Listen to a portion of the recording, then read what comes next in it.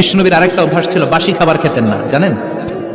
বাসি খেতেন না, অল্প খেতেন, কিন্তু যেটা খেতেন ভালোটা খেতেন। অল্প খেতেন কিন্তু যেটা খেতেন ভালো খেতেন। মধু খেতে পছন্দ করতেন, কিন্তু মধুর মধ্যে দুর্গন্ধওয়ালা একটা মধু আছে না, মাগাফির, বুখারীতে লম্বা ঘটনা, ওদিকে যাব না। এই মাগাফিরের মধু উনি খেতে চাইতেন না। ভালো সুগন্ধিওয়ালা মধু তিনি বিশ্বনবী খেতে পছন্দ করতেন। বিশ্বনবীর খাবারের তালিকায় সবচেয়ে পছন্দনীয় তালিকায় ছিল এই মধু। মধু খেতেন, দুধ খেতেন, খেজুর খেতেন, জব খেতেন, বার্লি খেতেন, ছাগলের বাজুর মাংস খেতে পছন্দ করতেন, সিনার মাংস। সুবহানাল্লাহ কইবেন না? What a choice! কি চয়েস ছিল বিশ্বনবী!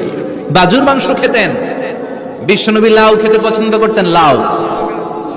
রুম্মান ফল খেতে পছন্দ করতেন, রুম্মান মানে ডালিম। রুম্মান মানে কি? ডালিম খেতে পছন্দ করতেন। মাশরুম খেতে পছন্দ করতেন। সুবহানাল্লাহ পড়েন।